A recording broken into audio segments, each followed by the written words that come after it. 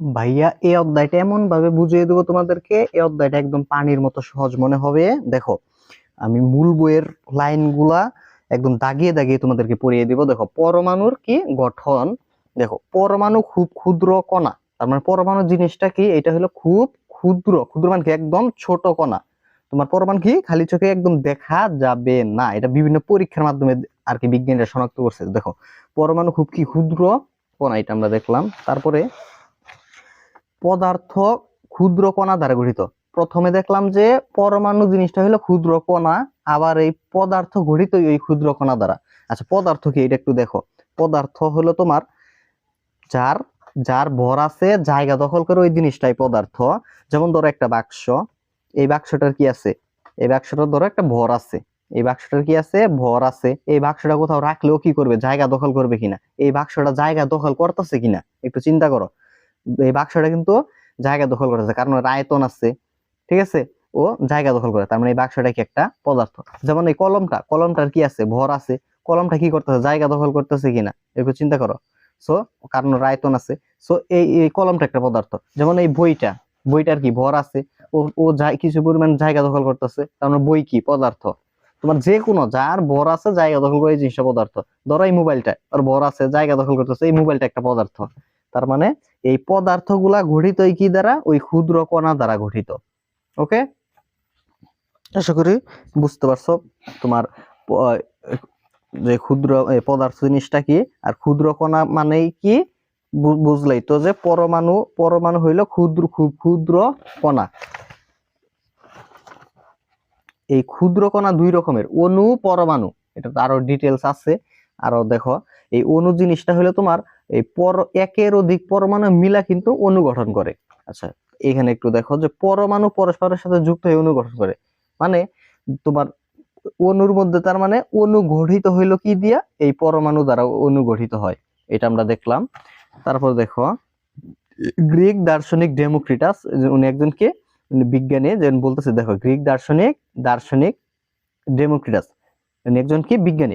এই বিজ্ঞানী কি বলতেছে যে খ্রিস্টপূর্ব 400 অব্দে, যে গ্রিক দার্শনিক খ্রিস্টপূর্ব 400 অব্দে, এই কথার মানে অনেকেই বুঝে না।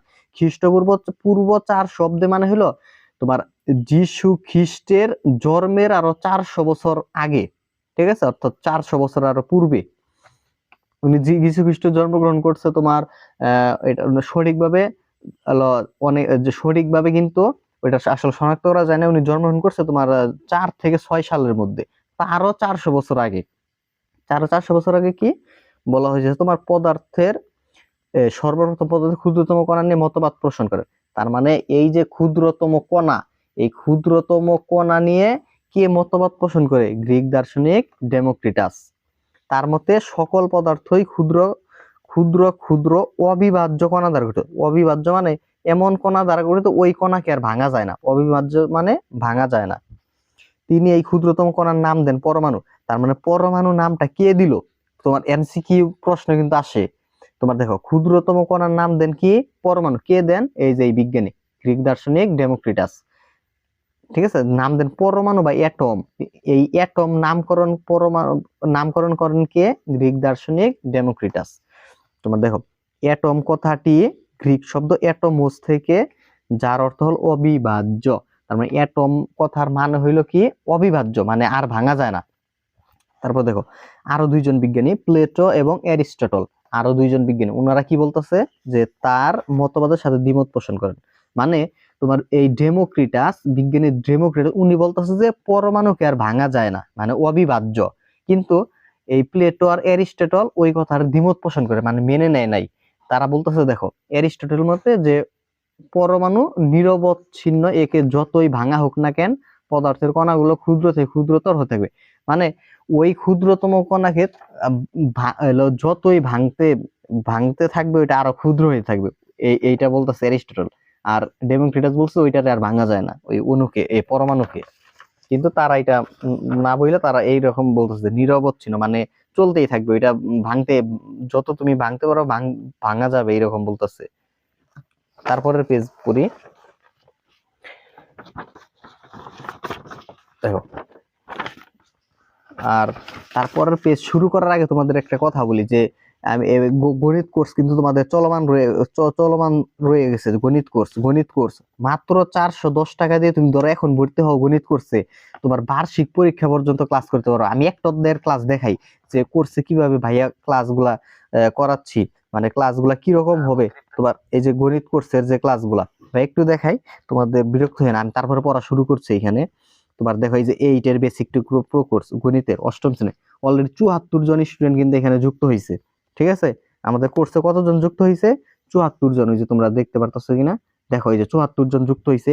প্রতিটা অধ্যায় কিভাবে পাচ্ছ আমি দেখাই, একটা অধ্যায়ের ভিডিও আমি দেখাই। ধরো তৃতীয় অধ্যায় দেখো, যে তৃতীয় অধ্যায় প্রথমে এই যে পর্ব 1 এইটা আমি পড়াইছি কয় ঘন্টা এখানে।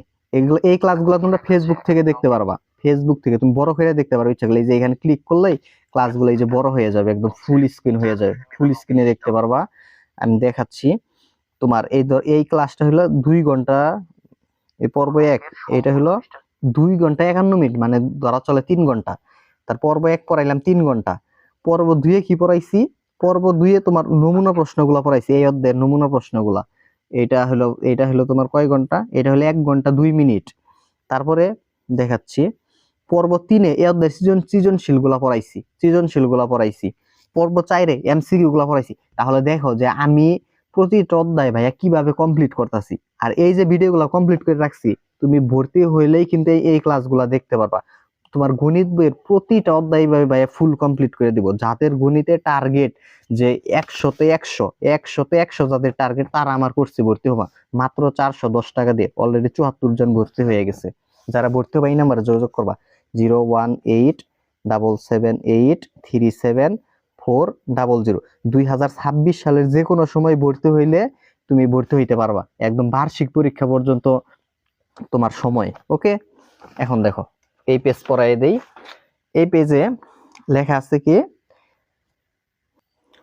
দেখো, 1803 সালে ইংরেজি বিজ্ঞানী জন ডাল্টন, মানে ওই যে ক্ষুদ্রতম কণা, ওই কণা সম্পর্কে আরেকজন বিজ্ঞানী কি বলতেছে দেখো, যে 1803 সালে ইংরেজ বিজ্ঞানী জন ডাল্টন পরীক্ষালব্ধ তথ্যের উপর ভিত্তি করে পদার্থের ক্ষুদ্রতম কণা সম্পর্কে বলেন যে পরমাণু হলো মৌলিক পদার্থের ক্ষুদ্রতম কণা। আচ্ছা, মৌলিক পদার্থ কোনগুলা আমি একটু দেখাই। মৌলিক পদার্থ মানে যেই পদার্থকে ভাঙলে ওই পদার্থের অণু পরমাণু গুলাই পাওয়া যাবে, অন্য কিছু পাওয়া যাবে না, মানে ওই পদার্থের পরমাণু গুলাই পাওয়া। যেমন ধরো সোনা, এই সোনাকে ভাঙলে তুমি কি পাবা? এখানে শুধু সোনার পরমাণু গুলাই পাবা, অন্য কোনো কিছু পাবা না। তারপরে ধরো লোহা, এই লোহাকে ভাঙলে শুধু এখানে লোহার পরমাণু গুলাই পাবা, অন্য কোনো পরমাণু পাবা না। ঠিক আছে, ওইটা হইলো তোমার কি মৌলিক পদার্থ। আর যদি ধরো পানি পানি পানি পানি পানিকে ভাঙলে তোমরা জানো কিনা, পানির মধ্যে কিন্তু হাইড্রোজেন আছে, অক্সিজেন আছে। ঠিক আছে, হাইড্রোজেন অক্সিজেন মিলে কিন্তু উৎপন্ন হয় পানি। তার মানে এইখানে একের অধিক পরমাণু আছে, হাইড্রোজেন পরমাণু অক্সিজেন পরমাণু মিলা হয় পানি। সো পানিকে ভাঙলে এগুলো পাওয়া যায়।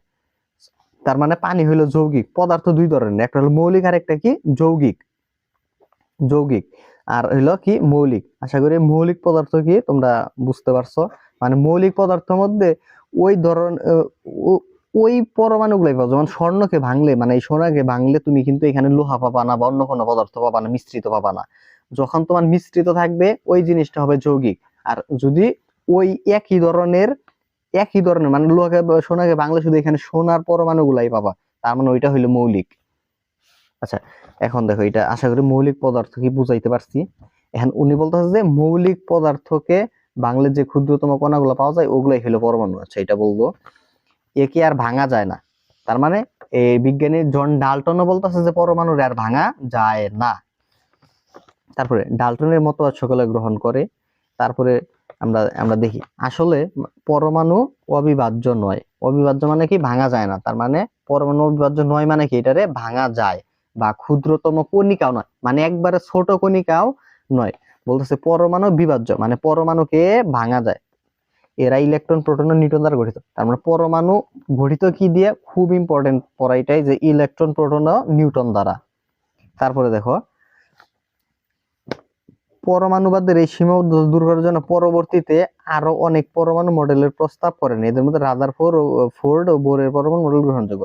মানে পরমাণু সম্পর্কে আরো ধারণা পাওয়ার জন্য আরো দুইজন বিজ্ঞানী রাদারফোর্ড ও বোরের পরমাণু মডেল গ্রহণযোগ্যতা পায়। আচ্ছা, এখন দেখো এই যে রাদারফোর্ড বলেন, রাদারফোর্ড কি একজন বিজ্ঞানী, উনি কি বলতেছে যে পরমাণুতে ধনাত্মক আধান ও ভর একটি ক্ষুদ্র জায়গা আবদ্ধ, এই জায়গাটি পরমাণুর কেন্দ্র অবস্থিত। আচ্ছা, রাদারফোর্ড এই যে কেন্দ্র অবস্থিত, তাই তিনি নাম দেন নিউক্লিয়াস। আচ্ছা, এইটুকু জাস্ট মুখস্থ রাখবো যে নিউক্লিয়াস নামকরণ করেন কে, নামকরণ করেন কে, বিজ্ঞানী রাদারফোর্ড। আচ্ছা, এটা এইটুক পড়বা। আর এইটুক পড়বা যে রাদারফোর্ডের মডেল সৌরজগতের মতো, এইটুক হলো খুব ইম্পর্টেন্ট। আচ্ছা, এটা গেল। এখন দেখো এই উপরোক্ত আলোচনা থেকে বলা যায় যে মানে এইটুক হইলে সবচেয়ে মূল আলোচনাটা, যে পরমাণু অবিভাজ্য নয়, মানে পরমাণুকে আরো ভাঙা যায়।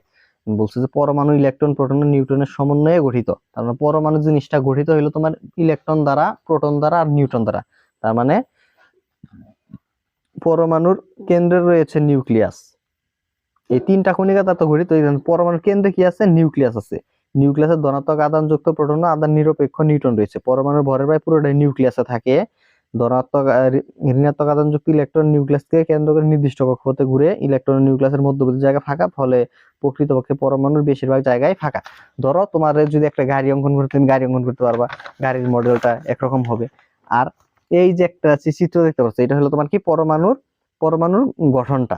পরমাণুর গঠনটা কি রকম, যে তোমার কেন্দ্রে থাকবে, কেন্দ্রে তোমার কি কি থাকে, নিউট্রন আর কি প্রোটন গুলা থাকে হলো কেন্দ্রের মধ্যে থাকে। আর এই যে ইলেকট্রন থাকে তোমার এরকম কক্ষপথ আছে, কক্ষপথের মধ্যে থাকে ইলেকট্রন। এই হলো তিন ধরনের কণিকা দ্বারা পরমাণু গঠিত।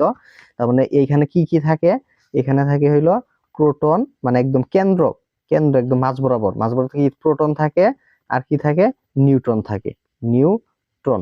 আর এই অংশটার নাম কি, নাম হইলো নিউক্লিয়াস। এটাকে নাম হইলো নিউক্লিয়াস।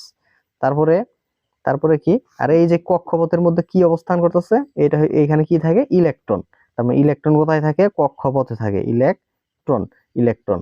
তারপরে বলতেছে যে ইলেকট্রনের চার্জ হইলো ঋণাত্মক, ঠিক আছে, ঋণাত্মক। আর এই যে প্রোটনের চার্জ হইলো ধনাত্মক। আর নিউটনের কোনো চার্জ নাই, ঠিক আছে, নিউটনের কোনো চার্জই নাই। তারপরে এনে বলছে যে পরমাণুর ভরের প্রায় পুরোটাই নিউক্লিয়াসে থাকে। এর মানে কি, এর মানে হইলো যে পরমাণু গঠিত তিনটা কণিকা দ্বারা, প্রোটন, নিউট্রন আর কি ইলেকট্রন। যদি ইলেকট্রনের আসলে ভর হইলো নগণ্য, ইলেকট্রন নগণ্য মানে ওর ভর ধরো নাই বললেই চলে। তাহলে ওর ভর যদি নাই থাকে, তার মানে ভর থাকতেছে। আর এই পরমাণু গঠিত হইতো প্রোটন আর নিউট্রন আর ইলেকট্রন দ্বারা। ইলেকট্রনের ভর যদি না থাকে, তার মানে পরমাণুর ভর ধরতে হবে প্রোটন আর নিউট্রনের ভরকেই। সো এই প্রোটন আর নিউট্রন থাকে কোথায়, পরমাণুর কেন্দ্রে। তার মানে এই কেন্দ্রের নাম কি, নিউক্লিয়াস। তার মানে এই নিউক্লিয়াসের মধ্যেই পরমাণুর ভর অবস্থান করে, ঠিক আছে। মানে পরমাণুর ভর ধরতে হবে তোমার, পরমাণুর প্রায় পুরোটাই নিউক্লিয়াসে থাকে, মানে ভর সম্পূর্ণই নিউক্লিয়াসের মধ্যে বুঝতে হবে। তারপর দেখো যে ঋণাত্মক আধানযুক্ত ইলেকট্রন নিউক্লিয়াসকে কেন্দ্র করে নির্দিষ্ট কক্ষপথে ঘুরে। মানে ইলেকট্রন হলো ঋণাত্মক চার্জযুক্ত, এই ইলেকট্রন থাকে কোথায়, কক্ষপথে থাকে। আর ইলেকট্রন কি করে, এই যে কক্ষপথ কি করে, এই নিউক্লিয়াস কেন্দ্র করে এই দিক দিয়ে ঘুরে। তারপরে বলছে যে ইলেকট্রন নিউক্লিয়াসের মধ্যবর্তী জায়গা ফাঁকা। দেখো অনেক জায়গায় কি আছে, ফাঁকা আছে, এই জায়গাগুলো হলো ফাঁকা, ফলে প্রকৃতপক্ষে পরমাণুর বেশিরভাগ জায়গা ফাঁকা। আচ্ছা, এই হলো তোমার এইটুকু আলোচনা। এরপরে পার্ট 4 পড়াবো পর্ব 2-এ। ধন্যবাদ সকলকে।